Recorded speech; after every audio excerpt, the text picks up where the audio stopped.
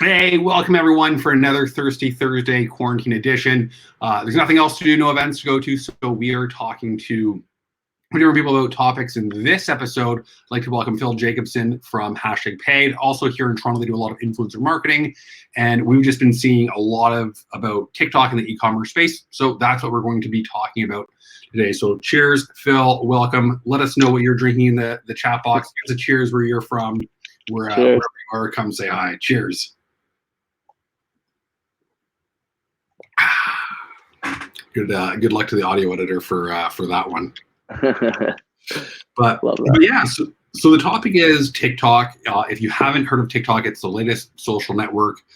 Very young skewing, as most social networks do start out. But with quarantine, we've been seeing a lot more older people come on, but also a lot of just virality and all kinds of things. So Phil, you have some great thoughts on TikTok. Do you want to get us started with some of the trends that you've noticed here, and then we can get into some of the questions from the audience? And sure. As always, let's if you have a question, just hit it in the chat box. We'll get to all of them, or as many as we can. And also, if you're on TikTok, put your handle in the comments if you want us to give you a follow. Nice. Yeah, totally. So when we decided to do this, I started putting some more structured thinking around it, and so I have a lot of thoughts. I think for those who don't know TikTok, I'll start with just like basic network structure. You get defaulted on a For You feed, where we're used to primary social networks like Twitter or Instagram that are very heavy on a follow model, right? You have to follow people to get value. And as you curate who you follow, your experience either becomes, worse or better. Ultimately, I find Twitter really brings that to life, right? When you're on Twitter, if you have a really good amount of people you follow, your algorithmic feed gets solid. Where on TikTok, you don't need to follow anyone to have a great experience because you get defaulted. Like that? I love it. On Twitter or TikTok? TikTok. I love it on TikTok because you can open up the app and you've never used it before and you're instantly engaged because they drop you on the For You feed, right? And what the For You feed is it's an algorithmically generated feed that is unique to each user. It's not just like an algorithm that's blanket across the app. They take a lot, it's a secret, but they take a lot of things into account. Things I notice are, a lot of local content. So I get a lot of stuff from people in Toronto. They try to, what I understand is bring people that feel that are similar to you or that the algorithm thinks might be intriguing to you. And they bring that to the forefront. So you have this almost like personalized experience out of the gate, and the content's really interesting. Have you noticed that you'll see 2 or 3 TikToks in a row that are very similar? Like either all people from Toronto, all people making bread, doing whatever. I think that's really interesting because it's almost like, remember when you'd be watching TV and you get the same 2 commercials in a row, and it's like you remember, but it sucks. But imagine if you got McDonald's, Wendy's, and Burger King all in a row. Now it's almost that advertising for the category of the topic versus the actual one. Totally. And I think, what they've done in an interesting way is on the homepage, you also have the following feed, right? So while you're default in the For You feed, because it's like, hey, here's programming that we think as the app is going to be really engaging to you. You can still tune into a channel anytime you want by jumping over the following feed. And so I think, Maria, I see here, you're like, hey, doesn't this decrease the likelihood of someone following you? Yeah, I think it does, absolutely. But I don't know if that's necessarily a bad thing. It's just a new dynamic to this social network being Twitter that you have to play with, right? It's more about creating content. Sorry, go ahead. All the algorithms on, say, Instagram or Twitter or Facebook, where you're not seeing the content from people you followed anyway.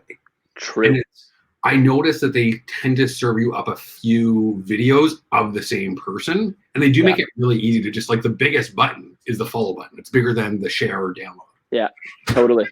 And so like you can still tune into your channels and follow, but now you have like a standard place to go for that. And then you have that algorithm feed as the home, but it's broken out. I actually like how they've broken out. I think it's thoughtful. I wouldn't even be surprised if you see Instagram adopt something similar to that in the coming months.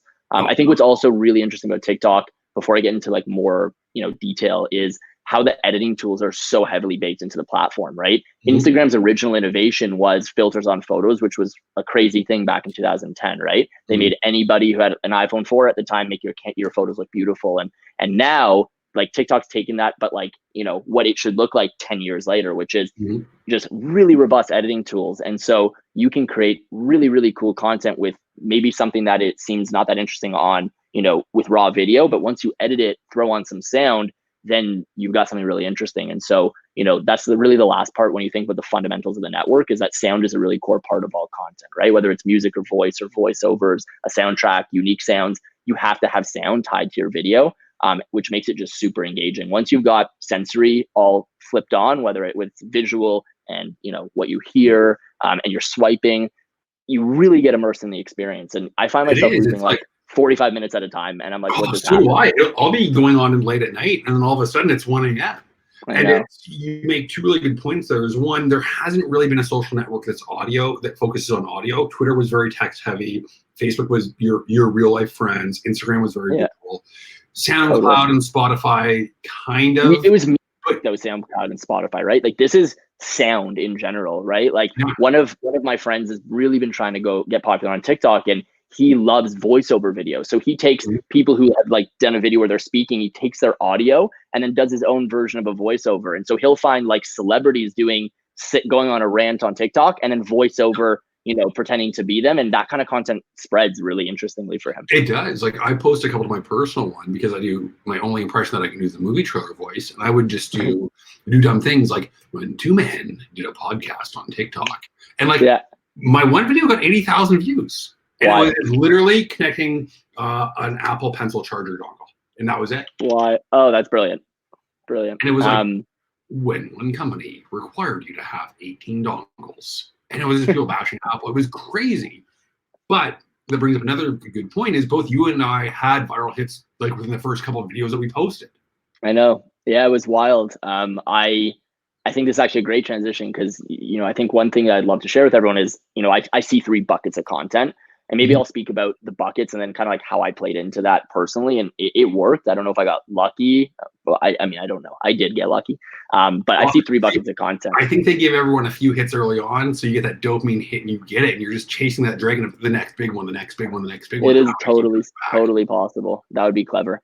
So the 3 buckets I see, right? You've got trends. And I'm talking about trends within the TikTok community, right? So when Joker movie came out, there was like the classic soundtrack. And people all started making a really similar video to that soundtrack. And that went viral. There were hundreds of millions, if not billions of views across all the videos shared within just that song. And you can tap a song on TikTok and see all the videos people are sharing around it and just go like really deep into one trend. Another trend is like people going around and being like, here's what normal people do and here's what psycho people do. That's the one my girlfriend and I jumped on, being like, here's how normal couples sit on the couch. Here's how psycho couples sit on the couch. And it got 225 or something thousand views.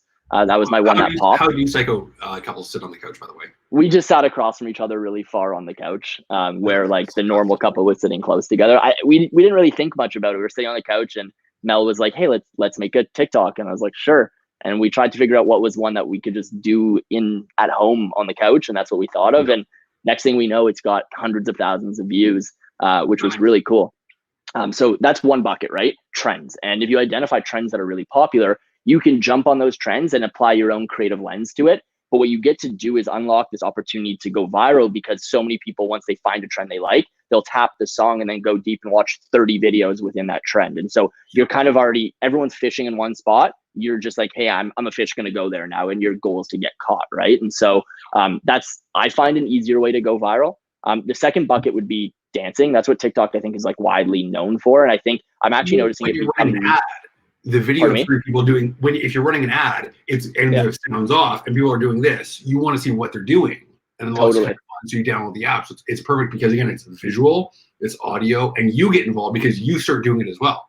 Totally. And I think, right, that's what TikTok's got so well known for. It's like dancing to these pop songs. It's almost now, if you're going to launch like a pop or hip hop type song, you actually want to launch it with TikTok in mind. And you actually are seeing like The Weeknd with his song Blinding Lights went totally viral over TikTok. Incredibly popular song on that platform, like probably hundreds of millions of videos being built, or at least views around that song. And there's like this classic dance. If you go and search Weeknd Blinding Lights, everyone does the same dance. You'll see thousands and thousands and hundreds of thousands of videos. It's really amazing just to see how, when you launch a song, you have to think about how might someone dance to this song, because you're going to get to the top of the chart if you do, as Weeknd did. And then you saw Drake come out with his 2C slide video, exactly the same strategy that went viral on TikTok too. And so you've got this dancing. Interesting. And a few people, I heard it from more than one person, saying that Drake might have like felt like he was trying to be cool a little bit, like he was trying to be. And hey, it worked.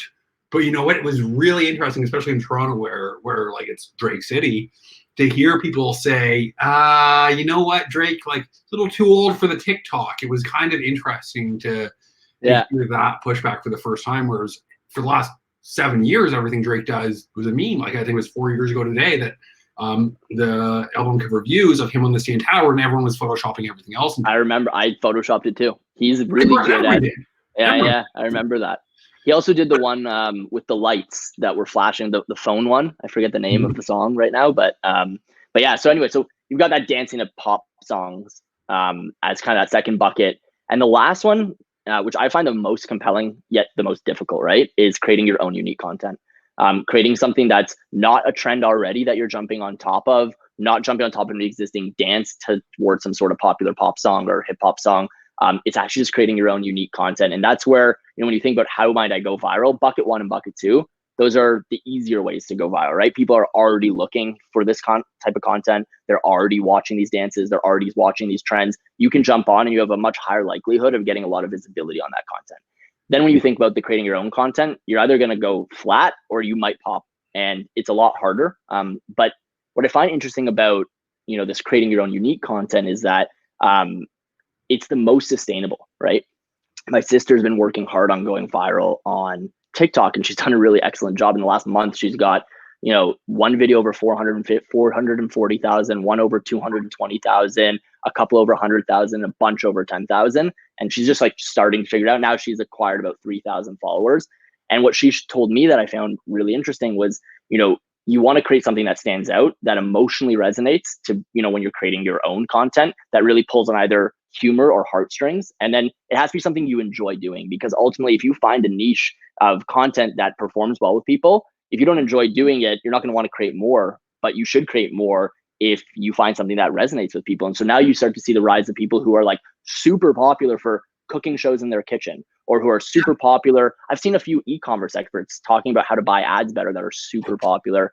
I've seen financial advisors. Stock tips and personal finance. That's what I was going to say. And like, depends on how much tinfoil hat you want to wear. Like, I wonder if people are trying to do like dump and pump schemes where they buy a bunch of penny stock and then we'll say, look at these stocks. They know they're going to go viral, and then they sell them. Interesting. That's literally never crossed my mind, but that's actually possible. Like, I've heard when I was at Systems, when we worked with a press release company, people would just buy press releases about stocks, like do their own marketing. They'll buy so much of the company, do the marketing of it, and then sell in essentially legal up and down schemes. Whoa, wild. We probably do a whole episode on like, where could TikTok go super dark? And I'm sure there's a whole conversation to be had there. But we'll keep it on the good side today. I've also heard too, the chief brand officer of a major e-commerce brand, he said that they were really recruited to be on TikTok because they're a cool brand and they had a lot of good original content, and that TikTok was manually overriding a lot of the algorithm to get them up to the top, which I thought was very interesting. Yeah, TikTok seems to be coming at this with like being like very influencer positive, very brand positive. Like they're taking a very different approach, and I've seen like a Snapchat or a Instagram take over the last 10 years where they're not running away from just the inevitable that you're gonna have people who are popular that you need to cater to, you're gonna have brands that want to advertise that you need to cater to. They're just saying, hey, let's cater from day one, essentially, which I think is smart, especially if they want to become like a major platform from an advertising perspective.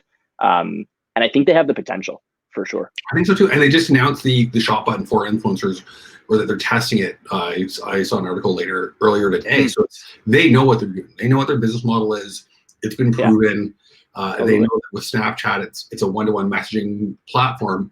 I would almost call TikTok not necessarily a social networking app, but really like a crowdsourced media company.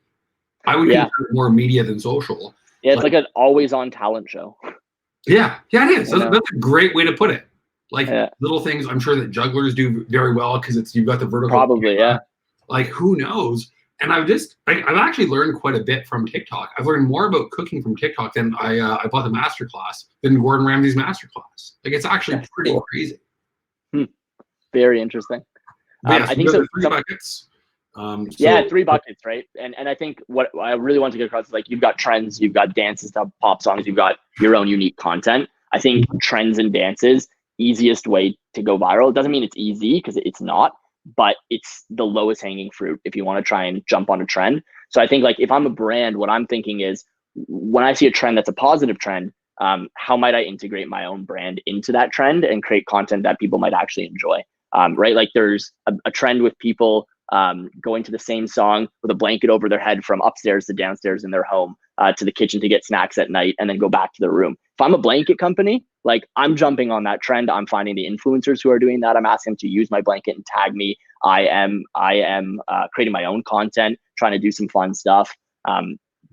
You can really get creative if you watch, what's trending, and then how your brand can actually organically integrate with it. And you can either work with people who want to create that content for you, or you can just create it yourself, right? Because, the next point I wanted to share was what I've observed. I don't know if you've seen the same thing, Lucas, is raw content that's less polished, well edited in terms of like the videos cut very tightly, but it's raw. So you don't have like high production value that would be good for like, as you know, on YouTube, you see really high production quality content that doesn't tend to perform as well as on TikTok. Raw content, film with your phone, that's just cut nicely using TikTok's editing tools is what I typically see go really viral. Where high production content seems to not be favored as well by either the audience or the algorithm, or a hybrid of both. And I think that's something to keep in mind, especially as you go to create maybe your own unique content. Think about the quality of the content, right? Quick and dirty might actually provide way more value for your brand than trying to spend 2 weeks creating the perfect thing that just falls flat. Yeah. And even for YouTubers here, I'll give you a little inside baseball, but you can see my home nice setup. So I've got a DSLR, like Rode wireless mic, huge ring light. Like that's for YouTube professional ad videos. I just, to play around with Gorgias, did some TikToks, and it was literally just my phone. I didn't even have the light on. And you get more views from that than like taking a video, cutting it up, optimizing it for Instagram, and just posting it to the channel, which I think is very interesting. That it really does feel like raw and organic, like something you might send to a friend. Like I might send it to the group chat and say, hey Phil, you'll love this one. And even one last thought on the buckets is, I think it's pretty easy to capitalize on those trends with original content. So like a lot of chefs, for example, might do a technique on cutting, and the one that's like pow, pow, pow, pow, pow, pow, hold up, wait a minute, chop. Like they can show you that's a huge trend.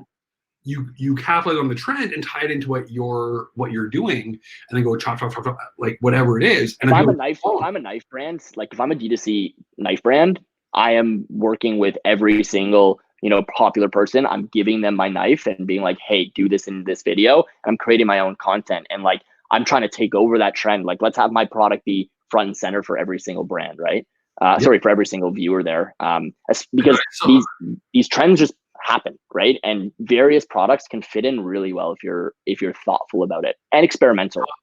Thoughtful, experimental, and creative. And I saw a great one that was Reese's like peanut butter cups, and somebody made a little stick person doing the dance to the song. And I don't think it was an ad. I think it was just somebody just really bored at home who stocked up on Reese's. Yeah.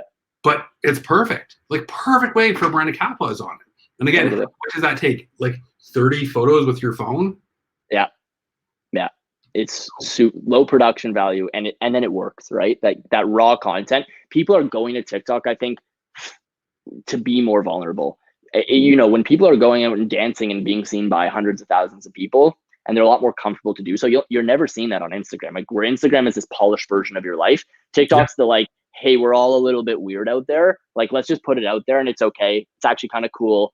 And you can feel comfortable to be a little bit more vulnerable. You can be a little bit more experimental, I find, on TikTok, where, we've not had that be a trait of a network that has become very popular in one that is Instagram, which like I've spent a ton of time thinking about over the last 10 years.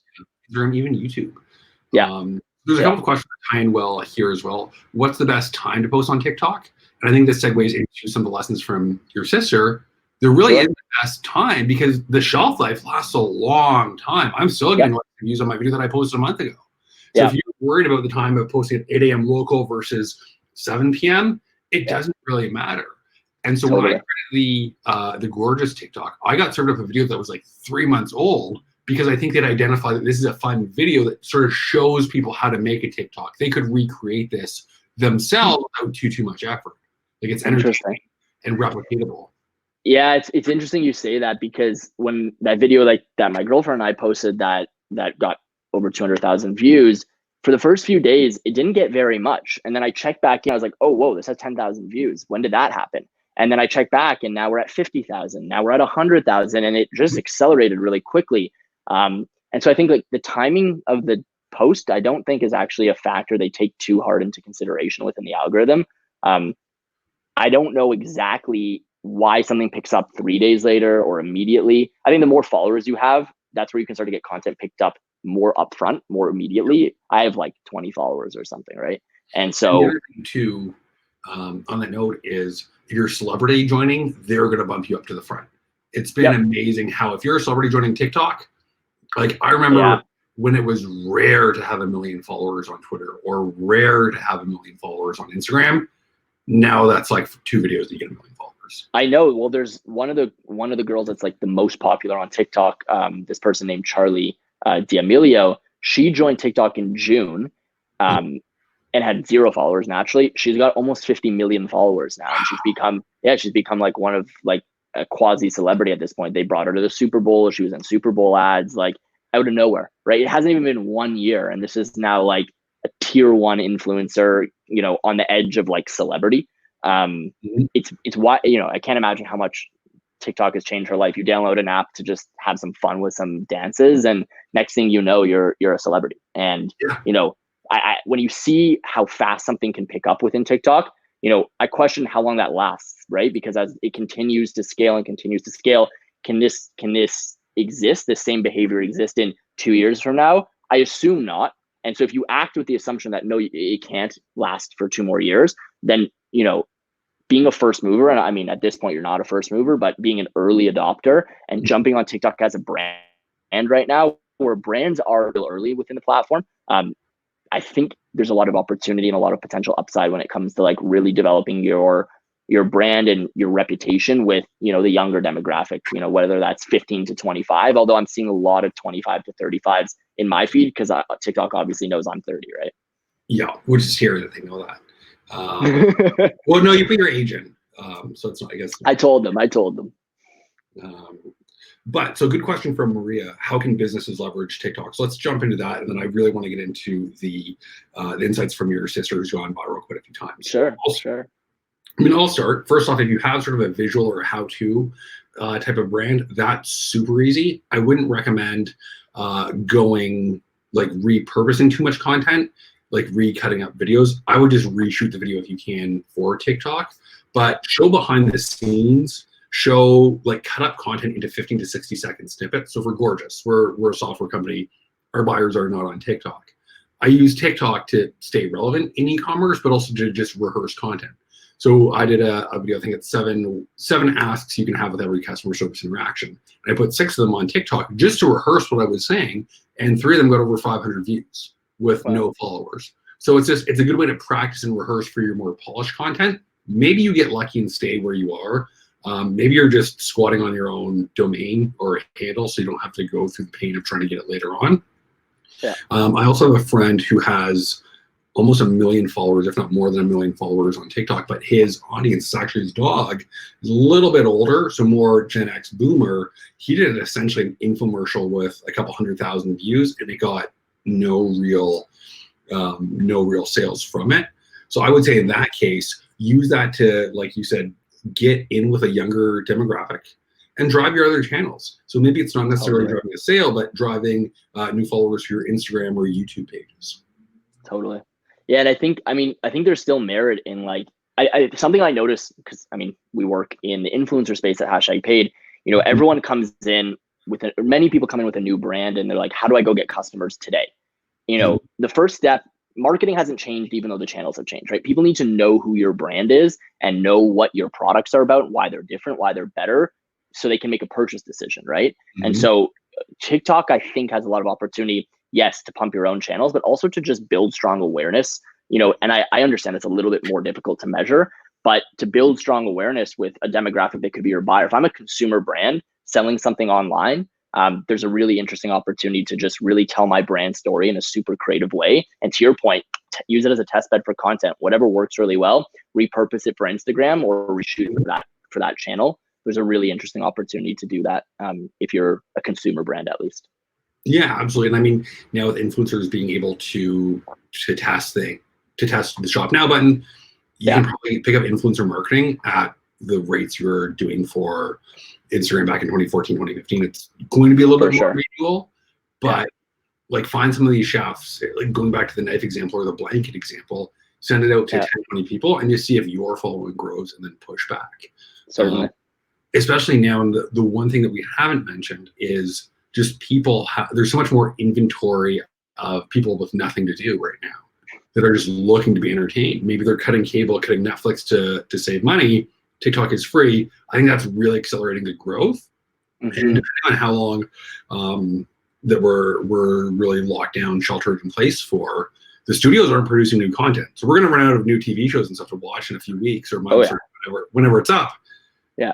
We're seeing that a lot. We're seeing that a lot, actually. Like a lot of brands using #paid have hit a block with, maybe their creative agency where they aren't able to create new content. So like, what are we going to do? Or the content they created before this all happened isn't relevant anymore because like the dynamics have just changed so much with everybody's day to day. And so what they've done is they've leaned on creators who can create really high production value content to then start powering, their channels and creating content through influencers. And so you can think about how you can use TikTok for that as well, because to your point, one thing I notice, and if I were to launch another consumer app or consumer brand, I'd be heavy on TikTok right now because back in 2013, 2014, organic was king on Instagram, right? When you worked with influencers and creators on Instagram, I saw a ton of app downloads come when I would run campaigns, and it worked really well. Where now I know if you do that and you're not putting any paid behind it or you're not whitelisting, you're just not gonna have the same success because the value of organic has gone down dramatically because of the way that Instagram has changed their algorithm. Where on TikTok, the value of organic from an influencer right now is just like it was, in my opinion, on Instagram back in 2013, 2014. And I see an arbitrage opportunity, right? It's not going to remain the same in 5 years from now. It'll be like similar to how Instagram shifted. It'll be more difficult to get the visibility you want. You're going to have to pay up for that because that's how TikTok is going to make money. And there's an arbitrage opportunity to jump in there now. Sorry. Yeah. And it's, of course, they know what the business model looks like. Why would they not? And you mentioned whitelisting. Do you want to explain just what whitelisting is in case anyone doesn't know? Because I think it's an amazing service and just a great opportunity to plug #paid. Yeah, totally. Whitelisting is essentially where you can use creator content and creator handles to buy paid social through Facebook's ad manager. So what we do is we make it very easy. Once you've created content with a creator within our platform, you can click a button and instantly create an ad set and ads right within Facebook. And when you run the ads, instead of Nike showing up in your feed, it's an influencer talking, promoting Nike. And so what you end up having happen is it feels like a lot less like an advertisement. We see significantly higher click-through rates that translate downstream to much better return on your ad spend than brand handle ads. They just feel a lot more organic to the feed. Absolutely. So let's jump back into what your sister learned. So 25-year-old who's gone viral multiple times. In the last 30 days, she's had 4 videos with over 10K views, which doesn't feel like a lot for TikTok, which is crazy because any other platform, you'd be thrilled to get 10K views. It's true. Like imagine doing a blog post and getting 10K views on that or 10K downloads on a podcast episode. One video with 125,000 views, one with 275, and one with over 440,000 views. And in less than a month, she's built up over 3,000 followers. Yeah. I know. I messaged her yesterday. I'm like, hey, I'm doing this webinar with Lucas. What would you tell everybody? And so I have her notes, and she gave me actually a good summary. I'm happy to go into more detail, but I'll run through the summary. So, her first point was you got to make meaningful content. Content that is humorous or touches the heart that people can connect with performs really well. The audience on TikTok really enjoys to sit on their phones, scroll through videos, and see stuff that makes them feel something. Videos that make you want to either drop on the floor laughing or maybe even shed a tear or something that you're like, I have to share this with my friend. When you understand how to pull on the feels or on humor, she's found it performs really well. Her next point was editing the video as well as possible. And that's different than high production value, right? Raw works really well, right? Filmed on your iPhone. But being able to edit it really well when you add subtitles, effects, you edit the timing of the videos, you time the music to the videos, and TikTok has really easy features to make that really simple. Filming the video on your actual camera outside of the TikTok app, so on your phone, and then uploading them into TikTok so that you can splice and dice a lot easier. You don't have to get each take perfectly. That's her second tip. It helps create just much better, raw content that performs well. She's really into subtitles. She finds that when you're watching a video on TikTok a video on TikTok, it's easy to miss something because things happen very quickly. And there's like things to distract you, right? You've got music, you've got sound, you've got visuals, etc. And so if you throw subtitles in, you can almost provide like a very light narrative to the content that allows the user to understand what's happening when it makes sense. So I found she does that really well. She had a video that just did 275,000 views. She posted a couple days ago, which is her showing you how to grow strawberries from strawberries. I don't know if it's actually like will work or not, but it'll be interesting to see if it does. But she used subtitles really thoughtfully in it. And then she started experimenting with voiceovers to add even more context when you have the sound on. And that one popped really quickly. So now she's like, okay, well, that style of video works well. She likes to plant. How can she do more? So she launched another video today or yesterday on how to do the same thing with lemons. And so she'll now experiment with that type of content. Maybe it will keep hitting. Maybe that's what she'll become known for. Or maybe that original content will fall flat once she's tried it a few times and she'll try something else new. But, one of her key points that I think I spoke about before was you have to really like to do what you're posting, because if you really do something, you should go out of your comfort zone. But if you do something you just genuinely don't like and then it hits, you're going to want to do more of that. So, focus on things you enjoy sharing. But if you love cooking, film it. And like you can create some really interesting content on TikTok. And if it starts to hit, start filming more of what you cook and you can start to create a really interesting brand for yourself, right? I'm almost surprised I'm not seeing kitchenware brands take advantage of this right now. KitchenAid, Weber barbecues, knives is losing out. Like imagine the Ginsu knife all over TikTok. It could make a total resurgence. 100%. And I keep forgetting the name. There's a makeup brand that has absolutely crushed on TikTok with makeup tutorials, and people started picking them up because they did them in like a funky and creative, fun way that, to my sister's point, pulled on the humor string. And then hundreds of thousands of videos were created that have had hundreds of millions of views all around this brand. Like the amount of organic that was picked up by the community because they created really interesting content was just phenomenal. I'll try and follow up with the name of the brand after it slips the top of my mind. And then her third point was she's really focused on starting your own trends and trying to be different and better and really ultimately try to beat out what's already out there versus just jumping on the trends. She's had all her videos that have done well are her own creative ideas. They're not jumping on trends, where for me, I'm not as creative as she is, frankly. And like, I just jumped on a trend and got lucky probably, where she's consistently hitting with her own creative ideas. And now people who start to follow her, resonate with those creative ideas. And so then they're there to see the next ones. And as she grows her following, each new video she puts out is going to have like a higher acceleration rate right when it drops, which is going to help her get more views, which will help her get more followers and ultimately build her own personal brand within TikTok. And so, which obviously is a valuable asset to have. And so those were kind of her three big tips. She then went into a lot more detail. But yeah, I found it really interesting. Yeah, that is really interesting. And I have two thoughts with that. Is one is it's almost like when they say what business should I start or what product should I be selling on e-commerce? Well, how easy is it to buy something like that already? If you're coming out with, I don't know, a coffee maker, there's a million options already. You're not going to meet Mr. Coffee on the low end, Black & Decker, all the way up to Breville and the super nice brands. But if you have like a really obscure thing, like an AeroPress, a coffee, excuse me, a coffee maker that's really portable and you can travel with it and bring it on a plane, that's totally different. And it's also almost like right brain, left brain, because we're going to be a little bit more analytical. We're going to follow the trend and say, okay, these trends are doing well. Let's just do a little bit of this. And we'll be solid B plus content, get enough virality. But if you want to go true viral, like 1 million views, then it's got to be original. Yeah, it does. I think also what you said there is really interesting, right? Just about e-commerce brands in general. And it's a philosophy that I pulled from a book called Play Bigger. But it's about being different, not being better. And it actually really ties well with what my sister is sharing, right? Where she says, hey, don't just try to be like the best video in a trend because it's less sustainable. Try to be different and try to come out with something that's like unique to you and unique to your interests and what you're good at and what you enjoy sharing. Because if you can hit with that unique content, then there's a whole sea of ideas that you can continue to come up with, right? Where trying to just jump on each trend, you're just trying to be a bit better than what is out there versus truly just trying to be different. And this concept of be different, not better is something I think about a lot, especially when building products. It just struck my mind when you shared the AeroPress, right? Different, not necessarily better, but different. And different enough to be interesting that people start to buy and try, and you build this brand for yourself, and ultimately they build something quite interesting. And it's better for a very specific situation, people who want a filtered, pressed coffee that they can take with them wherever. And for that, it's the best.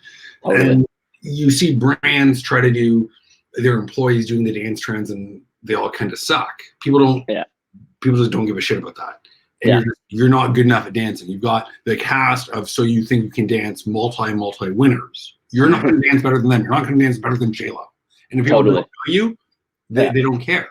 So do your own thing that you can be different at, but also the best at. Yeah.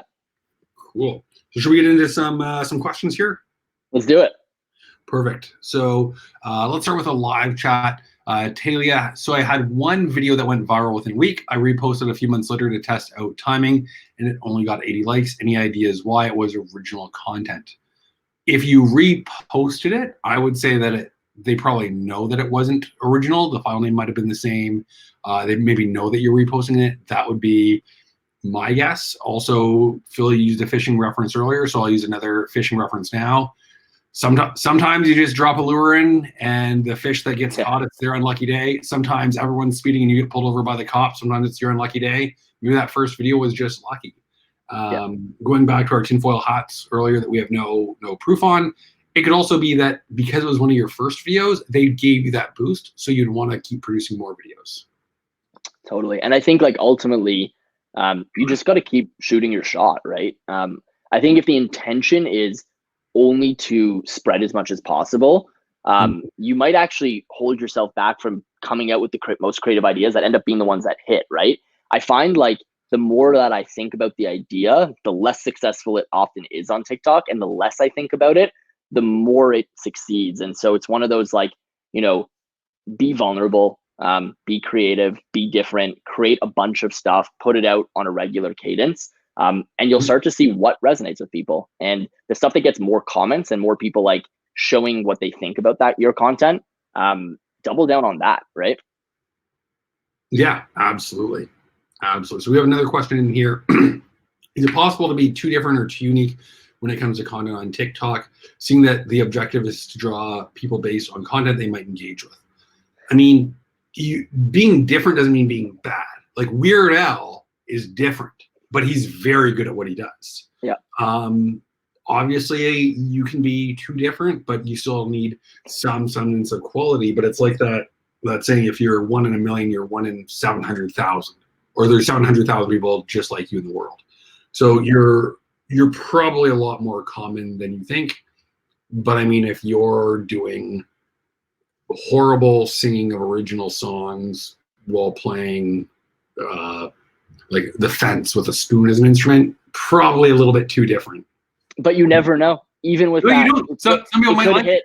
I think one thing that I find really interesting about TikTok is it drives really extreme behavior. I noticed this trend of young teenagers shaving their head, and it started spreading in TikTok. And next thing you know, to this one song, thousands and thousands of teenagers were taking a razor out and just shaving their head.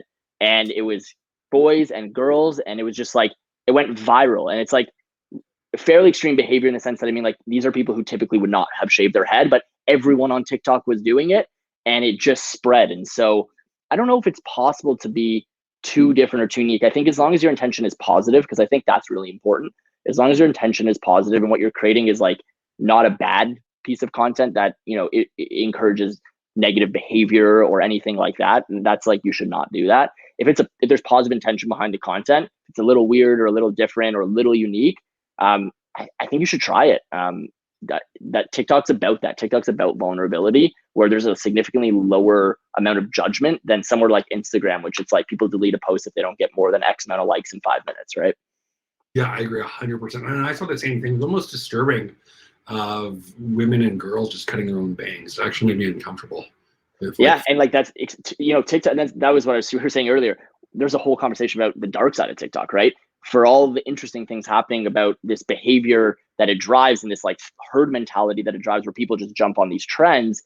If those trends aren't a good thing, where does that go, right? And probably not in a great spot. And I think, TikTok has a responsibility to manage their community, especially as they continue to grow, especially with younger people, because they're susceptible to following what seems to be trending. And if like thousands of people are doing X and X is not a good thing, TikTok can create a lot of bad in the world too. And so I think, if you're a brand entering that space, like the least you can do is, be positive with your intention and the content you put out, but you can also be experimental and be unique and see what works for you.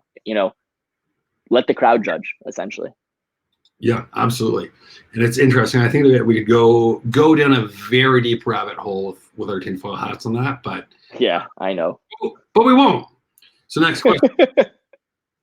What content works best? We talked about that a little bit, but you really hit on that. Brands creating, I love this one. Brands creating TikTok content totally off brand seems to work. Thoughts? So if it's a brand that's doing something that seems off brand, but it's working on TikTok, should they keep doing it? What's your opinion when something that's off brand, when it hits? I'm going to get like overly deep and zoom out of that question a little bit, in the sense that I think we used to build brands in the last 100 years where we stood on top of a building with a megaphone shouting to the world. And it's like, here's who we are, come try and buy our products and engage with us. And I think the brands are seen to be the most successful in 2020. And this is going to be the next decade of great brands that are built, are the ones that build their brand, with a one-to-one relationship with the customer that evolves over time. It's not you yelling at 50,000 people anymore. It's you interacting with each individual. And if the content people want and that they're engaging with that is off brand, like maybe there's an opportunity to evolve your brand and really think about that and take it and internalize it. Right. So I work in marketing, and we work in both acquisition and brand marketing with influencers. And I hear the word brand 100 times every single day. But my personal perspective is people focus way too much on like what their brand is versus trying to just build something. Pardon me? They focus too much on what they want the brand to be. Exactly. That you've articulated what I'm trying to say in less words. Exactly. Yeah. And I'm on the same page 150,000%. Your brand is what people say about you when you're not in the room. Correct. Like imagine, think about the brand of, you have to wear a 3-piece suit to work, otherwise it's unprofessional, doesn't represent our company values. And you hear about people who do this, then go to a construction site, and like, get the hell out of here. You know nothing about us. You show up here in a Jaguar wearing a 3-piece suit, come back when you're driving a GMC Sierra. Because that brand is knowing that you drive GMC trucks and smoke Marlboros instead of driving a Ford and smoking Players or whatever the other brand of cigarettes happens to be. The irony of it all is the biggest companies in the world have a bunch of CEOs wearing T-shirts that all look the same every single day now. Especially now, it's like, man, I feel bad if you're a suit company. Think about how many people are just going to either say, I'm not going back to office. I'm 10 hours of my weekend. Totally. Or, I'm not wearing a uniform to work. But I think to circle back to the original question, it's kind of like, try not to be overly married to this idea of what you believe your brand to be, using your words, Lucas. And it's like, your brand is, to your point, what people think when they see what you do and they see your name and your site and whatever it is. And it's how they speak about you. And so if they're resonating with content that's quote unquote off brand, maybe there's a really interesting opportunity for you to evolve your brand. Obviously thoughtfully, and you need to think about that holistically, but I would characterize that as an opportunity versus like a negative thing. Yeah, absolutely. I mean, look at MLSC. So Toronto Maple Leafs, Raptors, pretty much all the sports teams in Toronto. They have a separate TikTok just for their mascots dancing. And I'm sure they could have said, our brand is not mascots dancing. We want people to come to the games to watch the sport. But they know people like to watch mascots dance. Yeah. And so they just did a TikTok of that because that's what people come to the games for. Yeah, and they probably should make an account where it's just the mascot, and they should build an entire account around that mascot doing cool things in cool places and doing dances and creating the next trend. And like the amount of people that are going to want to go to the game to see the mascot in person because they've been watching them on TikTok is going to be 100x, right? If not more. And so thinking about that, it's a different world now. Like you don't create in isolation, you create in collaboration, right? And so in a world where you're creating collaboration with the consumer versus in isolation and then yelling at the consumer on top of the rooftop, to my analogy before, you need to change the dynamic of like how you build a brand. I actually think that's the most exciting part of, what we're going to see happen in the next decade of the new legendary brands that are built, right? They're not going to be built in the same way that Apple was in the 80s and the 90s and the 2000s, right? It's going to be built in a radically different way because the mediums have changed, the messages have changed, the approach to connecting with consumers is like vastly different. And so with that comes the development of brands that must change as well. Yeah, absolutely. And I mean, think about, I watched an old Steve Jobs video talking about when he came back to Apple or launched iPod and stuff. He's like, and he's talking about buying ads in specific magazines and billboards in specific areas and neighborhoods that were reflective of Apple's brand. Yeah. Those days are long gone. I remember, totally. I think it was Cristal that said, we don't like being featured in rap videos. So all the rappers said, okay, we'll go support the other brand that supports us. Whereas Cadillac said, we don't care who's driving our cars. People have good taste no matter who they are. And there was almost that commercial of a bunch of like young, black, urban-looking guys pulling up beside another Cadillac that was filled with a bunch of old white dudes coming from the golf course. And they both look at each other and give each other a little sup, like because they recognize that they both have good cars. I haven't seen that. It was on a few years ago, but it's almost a perfect example of not really trying to force your brand out there and adapting to your consumers and what your brand is. Totally. So I think that we have a couple more questions here. This could be a good one for you, actually. How do influencers need to disclose their paid partnerships with brands on TikTok? Yeah, totally. Same way as any other channel, right? Here in Canada, it's pretty similar in the US. You've got kind of like 3 regulated terms you can use, and you can just throw it in as a hashtag. You've got hashtag sponsored, hashtag ad, hashtag paid actually is qualified in Canada under the CTC, which is really cool. That was something we worked with them on a long time ago. And then, or you can write hashtag paid partnership. That's totally cool too. Essentially just be transparent, right? We live in a world now where like a career aspiration that young people have is to be an influencer that gets sponsored by brands. It's actually cool to say you're sponsored by brands. Not disclosing that is A, it hurts your brand as the influencer because people see through it now. And B, this is a career aspiration now. And so now that this is something young people want, when an influencer says hashtag ad, people will still go check it out because they respect what that person that they follow has to say, right?